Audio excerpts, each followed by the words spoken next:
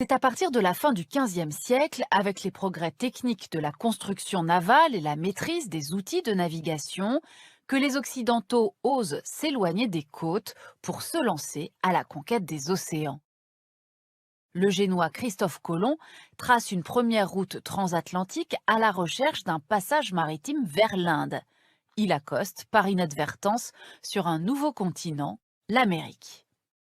Le passage vers l'Inde, c'est le Portugais Vasco de Gama qui va le trouver en longeant l'Afrique de l'Ouest et en passant par le Cap de Bonne-Espérance. Ces deux routes marquent le début d'une conquête des océans qui va permettre de relier commercialement l'ensemble de la planète dès la fin du XVIIIe siècle. Un siècle plus tard, le percement de deux énormes canaux, Suez en Égypte puis Panama en Amérique centrale, va encore intensifier ce mouvement et ouvrir de nouvelles routes. Reliant la mer Rouge à la mer Méditerranée, le canal de Suez est un projet franco-égyptien titanesque ouvert à la navigation en 1869. Il permet de relier la Chine à la France en 40 jours contre 50 jours par la longue route qui contourne l'Afrique. Un gain de temps et d'argent considérable. Regardez cette image satellite, long de 190 km, le canal de Suez accueille plus de 8% du trafic maritime mondial. Il est contrôlé par l'Égypte, qui a tiré plus de 5 milliards de revenus de son exploitation en 2018. Il a récemment été élargi sur 35 km afin de doubler sa capacité de passage.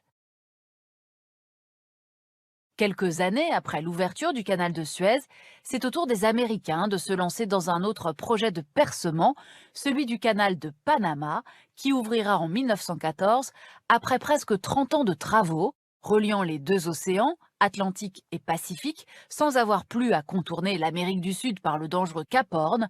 Il permet d'économiser plus de 12 000 km de trajet. Passons de nouveau par l'image satellite. Le canal de Panama parcourt, on le voit, 77 km à travers l'Amérique centrale. Il voit transiter 5% du commerce mondial et génère 1 milliard de recettes pour le Panama. D'importants travaux avec la construction d'un nouveau système d'écluses ont permis de doubler sa capacité en 2016.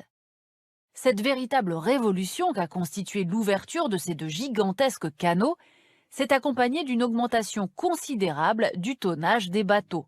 On transporte aujourd'hui 100 fois plus de marchandises sur un navire qu'il y a 100 ans, ce qui permet d'abaisser les coûts et de placer le transport maritime en tête, loin devant ses concurrents, avec 85% du commerce mondial, contre 9% pour la route, 5% pour le train et 1% pour l'avion. Aujourd'hui, c'est plus d'1 million de navires qui sillonnent ainsi les autoroutes de la mer. On est passé de 1,5 milliard de tonnes transportées dans les années 50 à près de 11 milliards en 2017, répartis de la façon suivante: 40% de produits en vrac, principalement des minerais et des céréales, 32% d'hydrocarbures, 27% de marchandises. Alors ce développement du trafic maritime a bien sûr contribué à l'explosion du commerce mondial, un commerce mondial qui a progressivement délaissé les routes historiques reliant l'Europe à l'Amérique à travers l'Atlantique pour s'orienter plutôt vers le Moyen-Orient et vers l'Asie, la Chine et ses voisins se plaçant désormais en tête des échanges mondiaux.